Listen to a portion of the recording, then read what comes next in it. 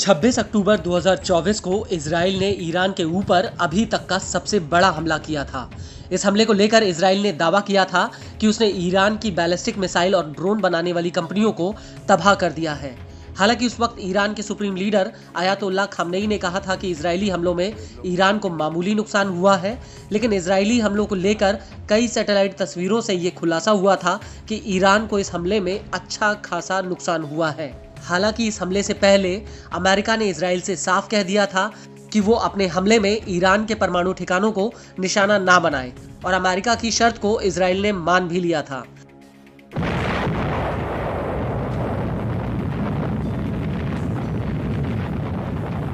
लेकिन अब इस हमले को लेकर एक बहुत बड़ा खुलासा हुआ है।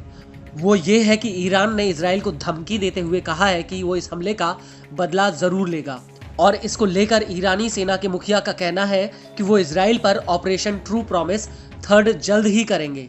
दरअसल ईरानी सेना के मुखिया मेजर जनरल अब्दुल रहीम मूसावी ने इजराइल को चुनौती देते हुए कहा कि हम इजराइल पर जवाबी हमले के लिए प्रतिबद्ध हैं और हम इसका समय और तरीका खुद तय करेंगे। हम इस हमले से हिचकेंगे नहीं। हमारा जवाब इजराइल के लिए कुचलने वाला होगा।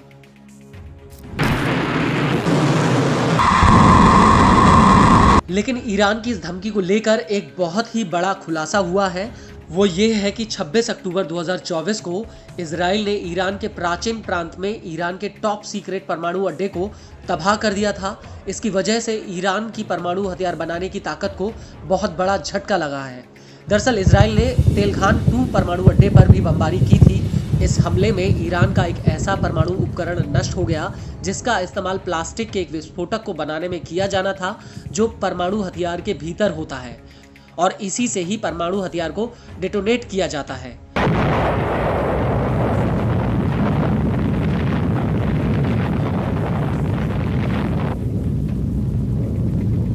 गौर करने वाली बात यह है कि ईरान का यह परमाणु अड्डा तेहरान के दक्षिण पूर्व से करीब 32 किलोमीटर की दूरी पर है, और ईरान ने इस परमाणु अड्डे को खुफिया तरीके से छिपाया हुआ था।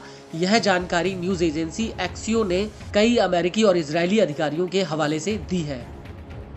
इजरायली अधिकारियों का कहना है कि ईरान के इस परमाणु उपकरण को नष्ट करके उसने ईरान के परमाणु हथियार बनाने के रास्ते में बहुत बड़ा झटका दिया है। इसके अलावा यह हमला ईरान के लिए एक ऐसा संदेश है कि ईरान चाहे जितनी भी अपनी खुफिया जानकारी छिपा ले, उन सब की खबर इजराइल को है। और इजरायली अधिकारियों का कहना है अब ईरान को नष्ट हुए उपकरण को बदलने की जरूरत पड़ेगी, और अगर ईरान दोबारा इस तरह के उपकरण को खरीदने या हासिल करने की कोशिश करता है तो इजराइल उसे फिर से नष्ट कर देगा।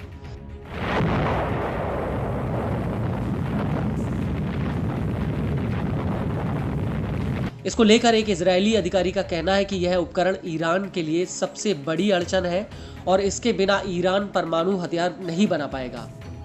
आपको बता दें कि प्राचीन परमाणु अड्डे को ईरान ने आधिकारिक रूप से साल 2003 में बंद कर दिया था, लेकिन इसके बाद ईरान के परमाणु वैज्ञानिक गुपचुप तरीके से यहां पर परमाणु गतिविधियों को अंजाम दे रहे थे।